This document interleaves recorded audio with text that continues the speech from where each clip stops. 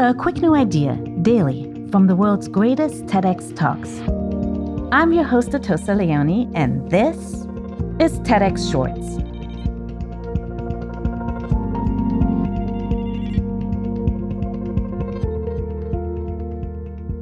Upon moving to Cambridge, England, writer and drag performer Amrou Al-Kadhi was compelled to explore their queer Muslim identity.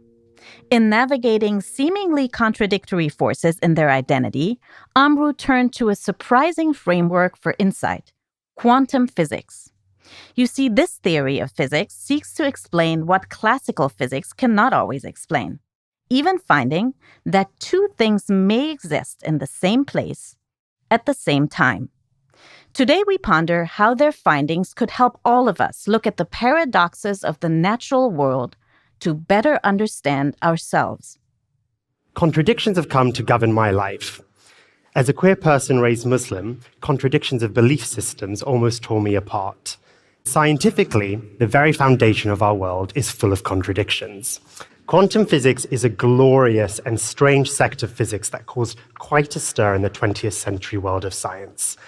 Whereas classical Newtonian physics was ostensibly interested in observable reality on a kind of macro scale and was interested in finding the fixed rules and formula that govern our universe at large, quantum physics is interested in the very smallest things in our universe.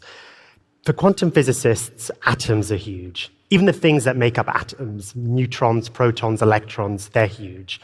Quantum physics is interested in the very smallest subatomic particles, the Higgs, bosons, leptons, quarks. And the way that these subatomic particles behave has defied what we thought were the fixed principles of our universe. So I'll explain this with the most simple experiment, which is, the most famous experiment, which is basically you have a wall with two slits and you fire an electron through the wall, and the electron will either go through the left or right hole and will be detected on the reader on the other end. But every now and then, the same electron finds itself going through both holes at the same time and is detected in two places. So the same electron finds itself in more than one place at the same time. It kind of revealed that reality was a set of constructs. So by that I mean we can only really observe an abstracted or a kind of limited version of the multiple events happening at the core of things. And so with this knowledge, I decided to do something that I promised myself I wouldn't since the age of 13. I reread the Quran. I wanted to see if there was anything I could find in there that would help me find harmony between my queer and Islamic identity, as if both could coexist in me simultaneously, like those mischievous subatomic particles. When I reread the Quran, I came across these two wonderful passages about Allah. That He is the one who shapes you in the womb as He pleases, and of His signs is the creation of the heavens and the earth, and the differences of your tongues and colors. The first time I read that, it was the first time I could hold the Quran without an urge to repel it. Here it was in this ancient text, the idea that difference and variance was all part of Allah's plan. Maybe Allah treats human beings in the same way I love to think about marine aquatics, as a kind of collection of interchanging, formless bodies that all coexist as one colorful mass. I'd always pictured Allah as a kind of fascistic punisher who built the universe on rigid lines. But the more I read the Quran, it kind of seemed that Allah envisioned the universe in the same model of quantum physics, chaotic and full of multiplicity. The more I read, the more I found.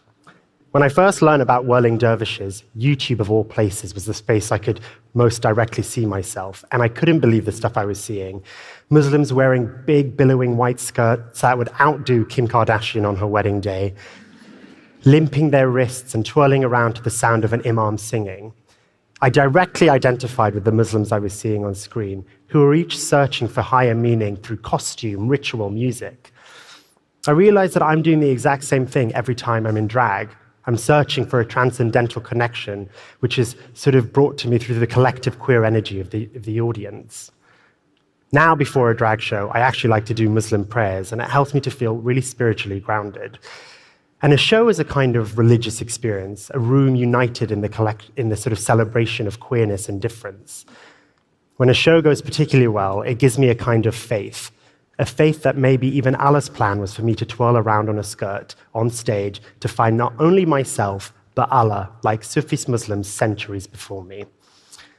So I'm not a fully traditional Muslim in the, what you would think is the normal sense now, but I found great peace in thinking of Allah as a kind of genderqueer, matriarchal protector, sort of like an aquatic being with a they pronoun.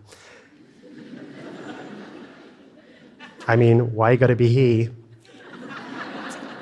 They flow through me and embody and tell me to embody all the contradicting subatomic particles that make me who I am. I used to think that I didn't belong in this universe because of contradictions. Contradictions are now the reason I know I belong firmly in this universe. So the next time you find yourself battling a contradiction of ideas, beliefs, or identities, don't run away from them. Instead, bask in the puzzle of who you are. For in multiplicity, there is magic. The TEDx talk you just listened to was recorded at a TEDx event in London, England. All TEDx events are independently organized by volunteers who believe in TED's mission of ideas worth spreading. Special thanks to the organizing team at TEDxLondon. Want to listen to the full talk? Find Amrou's talk and more at ted.com/TEDxShorts. I'm Atossa Leoni. Thanks for listening, and see you next time.